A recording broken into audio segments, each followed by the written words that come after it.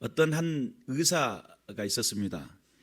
서울대학교 의과 출신이었고 그는 정말 탄탄대로로 정말 잘 나가던 의사였습니다. 그런데 하나님의 부르심을 받았어요.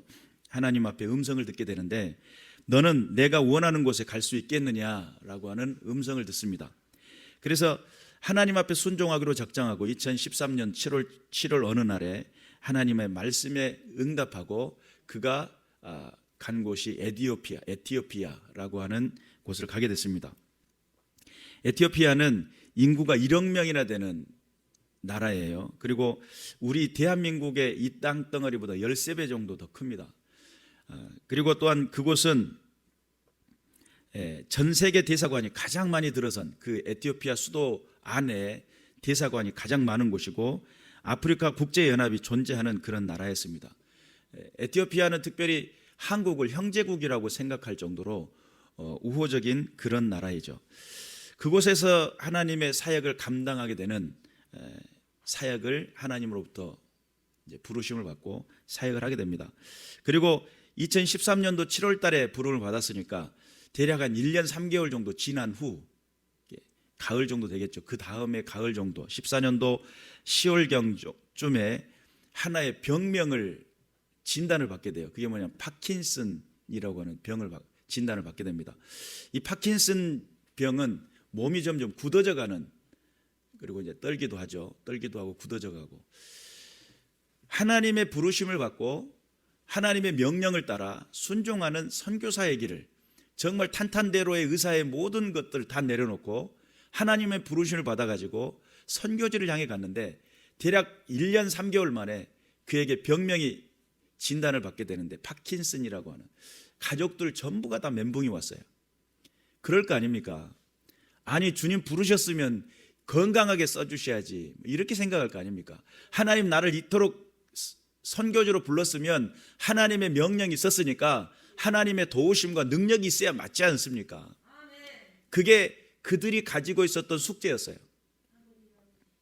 그리고 가족들 전부가 다 지금 정신 상태가 지금 온전한 상태가 안 됐겠죠. 지금 하나님 이게 도대체 어떤 일입니까? 라고 부르짖는 그런 상황이 됐습니다. 그래서 그 의사는 에티오피아에서 한국으로 건너왔어요. 그리고 한국 땅에 있는 어머니와 더불어서 이제 병원에 가가지고 진단을 받고 파킨슨이라는 정확한 병명을 거기서 또 받게 되고 약을 처방받게 됩니다. 어머님이 물어요. 이거 한국 땅에 머물러 가지고 병을 고쳐야 되는 거 아닙니까? 라고 의사에게 질문을 하니까 의사가 하는 말이, 이 병은 특별한 치료 방법이 없습니다. 더 진행이 되지 않도록 하기 위한 약 처방밖에는 이걸 고칠 길이 없다는 거죠. 현대의학으로는. 그것을 진단받기 전에 그가 하나님 앞에 질문했을 거 아닙니까? 울면서 주님의 명령을 따라 주님 앞에 순종하는 이 길에 도대체 나의 건강의 악화라는 이 말은 도대체 무슨 의미가 있습니까? 라고 엎드려서 하나님 앞에 기도를 하는 가운데 응답을 받게 됩니다. 무슨 응답을 받게 되냐면 비가 쏟아진다고 집에 돌아갈 필요는 없다, 이런 음성을 듣게 돼요. 이게 도대체 무슨 말이냐. 소낙비가 쏟아진다고 해서 집에 돌아갈 필요는 없다는 거예요. 지금 그러니까 실제적으로 그는 있어야 할 자리가 어디라는 거예요? 에티오피아 그 장소라는 거죠. 그래서 한국으로 돌아올 것을 생각하고 있을 때에 또 하나의 환상을 보게 되는데, 그 환상 가운데 무슨 환상을 보게 되냐면 아내가 천진난만한 얼굴을 가지고 예수님 품 안에 안겨 있는 거예요. 근데 예수님은 그와 더불어서 함께 가고 있는데 예수님의 발에서는 피가 흐르고 있는 그 장면을 환상을 통해서 보게 돼요. 그리고 그가 그 병명을 받은 다음에 하나님 앞에 고백하는 고백이 뭐냐면, 선교는 내가 하는 것이 아니구나 라고 하는 결론에 도달하게 돼요.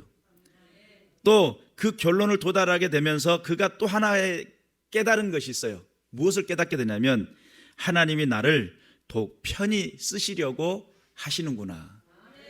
하나님 쓰시기에 편한 인물이 되도록 하시기 위해 나를 이러한 자리에 가게 했구나라고 하는 것을 깨닫게 돼요. 대부분 많은 사람들은 하나님의 일을 하면 내게 뭔가 유익하게 되고 더 나아가 내게 능력이 오고 더 나아가 내 삶에 형통이 일어나고 뭐 이렇게 생각을 할 때가 있습니다. 그런데 하나님께서 일하시는 방식이 하나님이 쓰시기에 편한 인물이 된다라고 하는 것은 쉬운 일이 아니에요. 그렇잖아요. 여러분, 화를 내는 거하고 그것을 참는 거하고 어느 것이 쉬울까요? 내가 지금 화가 났어요. 화를 내는 거하고 화를 확 입을 쏟아내가지고 화를 내는 거하고 그것을 견디고 버티고 참는 거, 어떤 것이 더 쉬울 것 같아요? 그렇죠. 일반적인 모든 사람들은 입에서 화를 쏟아내는 것이 오히려 더 쉽습니다. 그리고 원망하고 불평해버리고 남의 탓하는 것이 훨씬 더 쉬워요. 이제 인류 최초의 살인하는 장면을 이제 성경은 기록하고 있는데, 어느 날 하나님께서 가인에게 그런 질문을 합니다.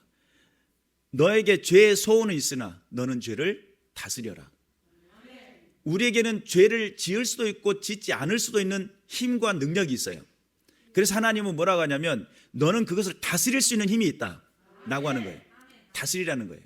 그런데 대부분의 많은 사람들이 그걸 못 견뎌요. 아벨을 죽이고 싶은 마음에서 막 치고 올라오니까 돌을 들어서 들판에서 아벨을 돌로 쳐서 죽이게 돼요. 성경의 개정에서는 뭐라고 이야기하냐면 죄가 너를 원하나 너는 죄를 다스릴지니라, 이렇게 표현을 했어요.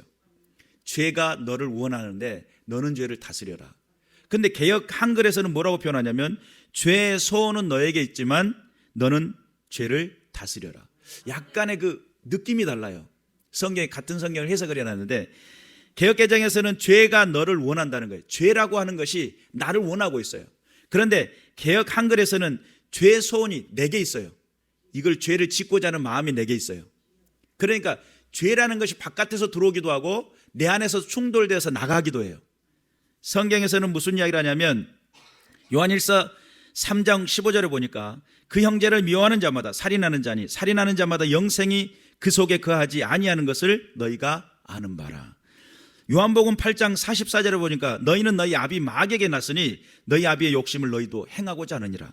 저는 처음부터 살인한 자요 진리가 그 속에 없으므로 진리에 서지 못하고 거짓을 말할 때마다 제 것으로 말하나니 이는 저가 거짓말장이요 거짓의 아비가 되었습니다. 이 본문을 통해서 보면 처음부터 살인했다는 거예요.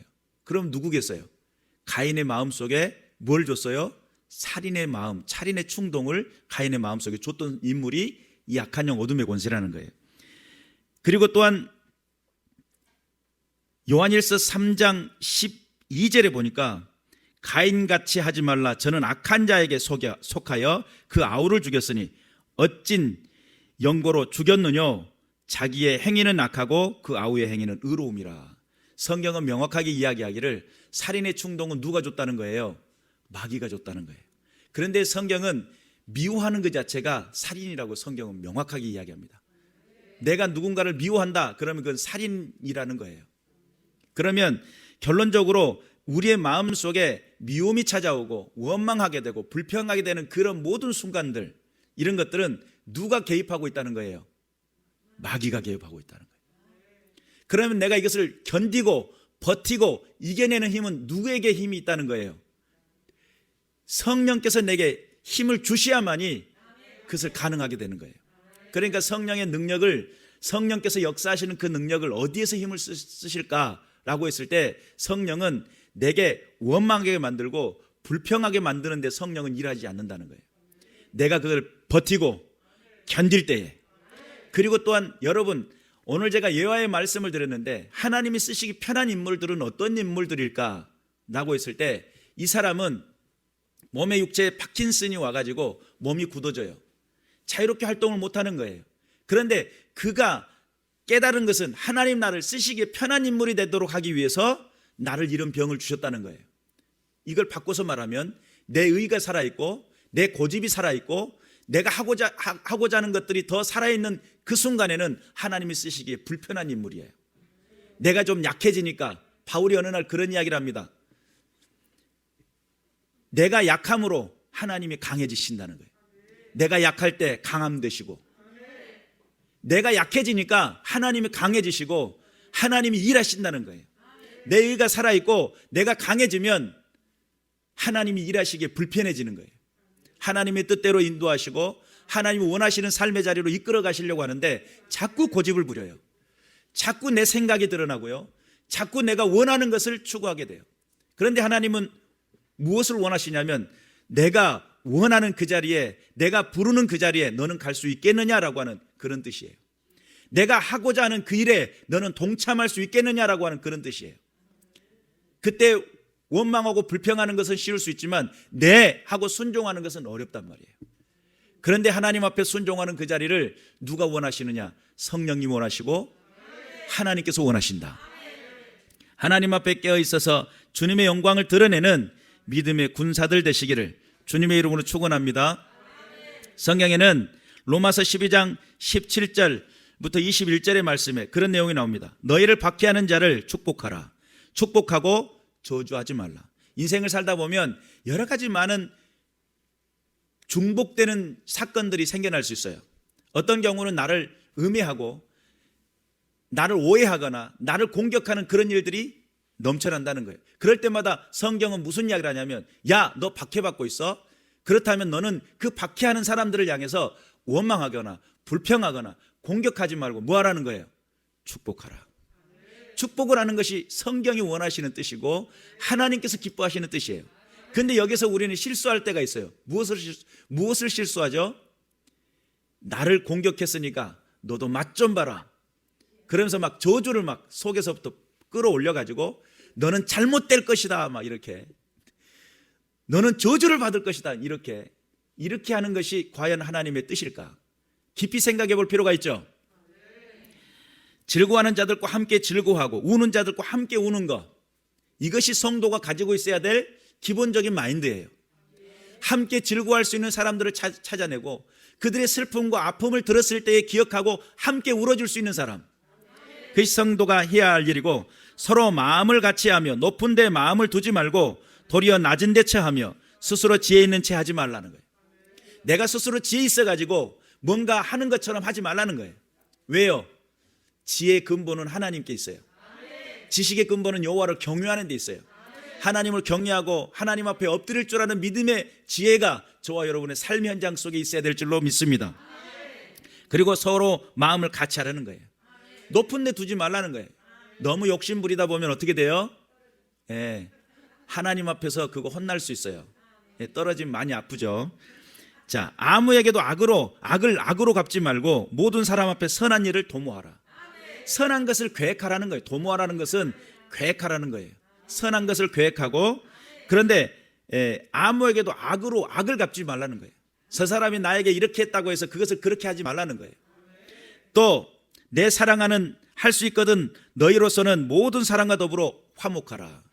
무엇을 하라고요? 화목하라. 여러분, 싸우는 것보다 화목하는 것이 훨씬 어렵습니다. 왠 줄 아세요? 싸우는 것은 내 분을 막 쏟아내놓고 내 기분 풀릴 때까지 하면 돼요. 그런데 화목하는 것은 내 기분이 풀리는 게 아니야. 왜냐하면 참아야 돼. 왜요? 화목해야 되니까. 그런데 성령의 능력은 어디에서 역사하실 것 같아요? 화목하는 데 있습니다. 그러니까 그것을 버티고 견딜 때 화목할 수 있도록 내게 힘을 주시고 내게 능력을 주시고, 성령의 능력은 거기에 있습니다. 내 사랑하는 자들아 너희가 친히 원수를 갚지 말고 하나님의 진노하심에 맡기라. 기록되었으되 원수 갚는 것이 내게 있으니 내가 갚으리라 주께서 말씀하시니라. 원수 갚는 것도 하나님의 손에 달려있다는 거예요. 믿으시기를 주님의 이름으로 축원합니다. 내 원수가 줄이거든 먹이고 목마르거든 마시게 하라. 그리함으로 내가 숯불을 그 머리에 쌓아 놓으리라. 하나님의 손에 달려 있어요. 그런데 우리는 그것을 원수를 내가 갚을 것처럼 생각하고 공격한다는 거예요. 그러면 안 돼요. 그리고 성경은 무슨 이야기를 하냐면 악에게 지지 말고 선으로 악을 이기라. 여기서 선이라는 개념은 화목하려고 노력하고 있는 모습이에요. 또 여기서 선을 하는 것은 나를 박해하고 나를 음해하는 사람을 향해서 내가 축복하는 그런 모습이에요. 그런 내 삶에 축복이 있고 내 삶에 화목을 만들어가는 삶, 그게 능력이죠. 여러분, 예수님이 어느 날 예수님께서 겟세마네 동산에서 기도하시다가 가룟 유다가 찾아왔어요. 군인들과 더불어. 그랬더니 예수님이 그것을 갖다가 이제 네가 하고자 하는 일을 해라 그랬더니 가룟 유다가 와가지고 이제 입 맞추거든요. 그때에 입 맞추니까 군인들이 와서 예수님을 딱 잡았어요. 잡으니까 옆에 있던 베드로가, 성경에서는 이제 베드로로 나와요. 베드로가 칼을 뽑아가지고 귀를 잘라버립니다. 그랬더니 그 귀를 갖다가 탁 털어가지고, 떨어진 귀를 털어가지고 귀에다 딱 붙여주시면서 하시는 말씀이, 내 칼을 도로 칼집에 꽂으라. 칼을 가지는 자는 다 칼로 망하느니라. 너는 내가 내 아버지께 구하여 지금 12군단 더 되는 천사를 보내게 하실 수 없는 줄 아느냐. 12군단이나 더 되는 천군 천사를 보내가지고 이것을 제압할 수 있는 줄 모르느냐는 거예요. 예수님은 능력 있으시죠? 그런데 내가 만일 그렇게 하면 이런 일이 있으리라 한 성경을 어떻게 이루겠느냐. 성경을 이루시기 위해서 예수님은 그것을 충분히 할 수도 있는 일들을 참으셨다는 거예요. 여러분, 무시당할 때 참는 거 쉽지 않습니다. 그런데 더군다나 힘이 있는 사람이, 예수님처럼 능력 있는 사람이 참는다는 게 쉬워요, 어려워요? 어렵죠. 왜 어렵죠? 이거 아무것도 아니잖아요. 큰일 나죠. 더군다나 예수님 앞에 콧돌 뽑고 있으니까 얼마나 무서운 일을 당하려고 감히 그럴 수 있냔 말이에요. 요즘 말로 예수님은 힘숨찐이에요. 힘숨찐이 뭐냐면 요즘 아이들이 쓰는 말인데 힘을 숨긴 찐따랍니다. 찐따가 뭐예요? 말 그대로 소외당하는 아이를 말해요. 힘을 가지고 있었는데 힘을 숨기고 있는데 찐따예요. 다른 사람에게 바보 취급당하고 다른 사람에게 무시당하는 사람이에요. 예수님은 요즘 말로 힘숨찐이라는 거예요.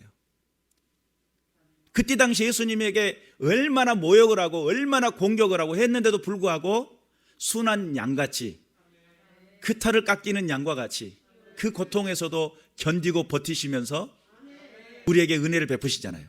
여러분, 만약에 예수님이 그때 못 참고, 야, 천사들 내려와, 오늘 여기서 싹 쓸어버리자, 오늘 내가 접수한다, 이랬으면 어떻게 됐을까요? 저 여러분에게 용서는 없어요. 그러잖아요. 저 여러분에게 하나님의 백성 될 수가 없어요. 저와 여러분이 하나님의 뜻에 순종할 수 있는 믿음의 길이 열리지가 않습니다. 왜냐하면 하나님이 보시는 대로 심판하시고 보시는 대로 공격하셨다고 한다면 우리는 이 땅에 존재 가치가 없는 인물들이에요. 자, 머리, 어깨, 무릎, 발, 무릎, 발, 어디 하나 하나님 앞에 사랑받을 만한 조건이 있습니까? 하나님이 은혜 베푸셔서 내가 살았지, 하나님이 나에게 사랑하셨기 때문에 내가 사랑받는 것이지, 내가 사랑받을 만한 조건이 있어서 하나님 사랑하시냐 이 말이에요. 여러분, 사랑한다라고 이렇게 해놨는데 여러분 집안에서 개를 길러보면 개가 자꾸 낑기리고 막 우는 소리하고 지저대고 막 물어대고 그러면 사랑을 주고 싶어도 줘요, 못 줘요? 어렵습니다. 솔직히 자꾸 으르릉, 옆에 가까이 가면 으르릉 대고 자꾸 으르릉 대고 공격하고 이러면 집안에 있는 애완견이라고 해가지고 안 되니까 강력욱 씨를 부르는 거 아닙니까? 와서 우리 개 좀 고쳐달라고. 얘가 자꾸 문다고, 자꾸 공격한다고. 이거 어떻게 고칠 수 있냐 그랬더니 나중에 그분이 와가지고 뭐라고 그래요? 이거 기르고 있는 사람들의 그 습관 때문에 그런다고, 잘못 가르쳐서 그런다고 그렇게 이야기하잖아요. 내가 사랑하는 애완견도 으르렁대면 가까이 가기 싫고 나눠주기 싫고 함부로 하고 싶고 이런 마음이 충동이 일으키는데 내가 원망하고 있고 불평하고 있고 낙담하고 있고 볼 때마다 그러고 있어요. 그러면 하나님이 내게 사랑을 베풀고 싶어도 안 베풀어질 확률이 있겠죠. 문제는 그럼에도 불구하고 우리 하나님은 우리를 사랑하신다는 게 문제야. 우리 같으면 그냥 탁 조사버렸으면 좋겠는데 우리 주님은 그럼에도 불구하고 사랑하신다는 게 문제. 여전히 나를 향해서 참으시고 여전히 나를 향해서 인내하시는데 하루가 천년이 하루같이 나에게 베푸신 그 놀라운 그 사랑이 있기에 오늘 또 내가 힘을 얻어 하나님 전에 엎드려 나가기만 하면 사고가 되고 나가기만 하면 하나님 앞에 하나님의 얼굴에 침 뱉는 그런 결과를 가져오는 그런 인생임에도 불구하고 하자 있는 인생인데 흠이 있는 인생인데 나에게 은혜 베푸셨단 말이에요. 그 사랑이 오늘도 저와 여러분을 살게 하셨다는 사실을 믿으시기를 주님의 이름으로 축원합니다. 마태복음 11장 28절부터 29절 수고하고 무거운 짐진 자들아 다 내게로 오라. 내가 너희를 쉬게 하리라. 나는 마음이 온유하고 겸손하니 나의 멍에를 메고 내게 배우라. 그러면 너의 마음이 쉼을 얻으리니 이는 내 멍에는 쉽고 내 짐은 가벼움이라. 우리 주님이 저와 여러분의 인생 가운데 쉼이 되고 평강이 되는 그런 자리로 우리를 이끄셨는데, 여러분 오늘 우리가 생각해 봐야 할 단어가 있어요. 온유라고 하는 단어입니다. 프라우테스라고 하는 이 단어인데, 이 온유라고 하는 단어 속에는 겸손 또는 온순이라고 하는 뜻이 함께 들어있어요. 예수 믿는 사람들은 온순해져야 됩니다. 예수 믿는 사람들이 성깔이 아주 못돼 가지고 막 쏟아져 나오고 이러면 이거는 성령의 사람이라고도 할 수도 없고 기도하는 사람이라고도 할 수가 없어요. 여러분, 성령은 우리에게, 이거 지금 방금 이야기하는 우리가 지금 성령의 9가지 열매 가운데 계속 진행해 가는 과정이 있거든요. 그 중에 8번째 온유라고 하는 단어가 나와요. 이 온유라는 단어가 결국은 겸손이고 온순이라고 하는 뜻이 함께 들어있어요. 그러다 보니까 여러분, 다투는 것보다 인내하는 게 어렵고 내가 하고 싶은 대로 사는 것보다 내가 화목하는 것이 더 어렵다는 거예요. 그리고 또한 내가 정말 온유한 삶의 자리에 앉는 것 또한 하나님 앞에서 너무너무 이것은 성령이 하고자 하는 일이고 성령이 내게 능력을 주셨을 때 일어나는 열매라는 사실을 믿으시기를 주님의 이름으로 축원합니다. 그래서 하나님 앞에 깨어있는 믿음의 군사들 되시길 바라고, 이 온유라고 하는 단어를 우리가 깊이 묵상을 하고 하나님 나를 부르셨을 때 온유한 자로서 부르셨다는 사실을 믿으시길 바라고, 우리의 믿음의 백성들이 자꾸 성깔 드러내는 거, 이거 보기 안 좋습니다. 이게 믿음의 사람들이 하나님의 말씀에 순종할 줄 알아야지, 나의 감정을, 하나님의 거룩한 일들을 자꾸 감정으로 끌어내리다 보면 여러분, 마귀는 이 감정 가운데 틈탄다는 거 믿으시길 바랍니다. 여러분의 그 감정이 하나님 안에서 온순해지시길 바라고, 하나님 안에서 온유한 자가 되시길 바라고, 하나님 앞에 겸손해지실 줄 아는 믿음의 군사들 되셔서 이 세대 속에서 하나님이 쓰시기에 편한 인물, 이 세대 속에서 하나님의 음성을 들을 줄 아는 인물, 이 세대 속에서 하나님이 원하시는 삶의 자리에 나갈 수 있는 믿음의 군사들 되셔서 주님께만이 영광 돌려드리시는 믿음의 군사들 되시기를 주님의 이름으로 축원합니다. 에베소서 4장 1절에서부터 3절 말씀해 보니까, 그러므로 주 안에서 갇힌 내가 너희를 권하노니, 바울이 갇혀 있으면서 하는 이야기입니다. 너희가 부르심을 입은 부름에 합당하게 행하라는 거예요. 너희가 부름을 받았는데 합당하게 행하라는 거예요. 내가 하나님의 부름 받았습니까? 하나님의 자녀가 됐나요? 하나님 앞에 구원받는 믿음의 백성인가요? 내가 거듭났습니까? 그러면 다음과 같은 것을 기억하라는 거예요. 2절에 보니까 모든 겸손과 온유로 하고 오래 참음으로 사랑 가운데 서로 용납하라는 거예요. 이거를 할 수 있어야 된다는 거예요. 내가 부름에 합당한 삶을 살았기 때문에. 또 평안의 매는줄로 성령의 하나가 되게 하신 것을 힘써 지켜라. 교회를 분란을 일으키고 자꾸 이간하고 넘어지게 하고 공격하는 거, 결국 이게 하나님의 뜻이 아니에요. 하나님 앞에 깨어있는 믿음의 군사들 되시길 바라고, 이 어지러운 이 세대 속에서 하나님의 기뻐하시고 온전한 그 뜻을 이루어드리는 믿음의 군사들 되시기를 주님의 이름으로 축원합니다. 고린도전서 13장 4절에 보니까 사랑은 오래 참고 사랑은 온유하며, 그렇게 이야기합니다. 사랑은 온유하며. 결론적으로 우리의 마음속에 진정한 예수 그리스도를 믿는 믿음의 사랑이 내 안에서 자리 잡은다면, 그분의 사랑 가운데 살고 그분 때문에 살고 그분 안에 내가 찬송하고 예배하며 기도하는 사랑 안에서의 삶으로 부름받았다고 한다면, 사랑은 뭐 한다고요? 온유하다. 사랑은 겸손하고 온순하다. 여러분 안에 예수 그리스도의 그 사랑이 넘쳐나시길 바라고, 그 사랑이 실천되어질 때에 온순해지시기를, 겸손해지시기를, 온유하는 자의 삶을 살아가시기를 주 예수 그리스도의 이름으로 축원합니다. 기도하겠습니다.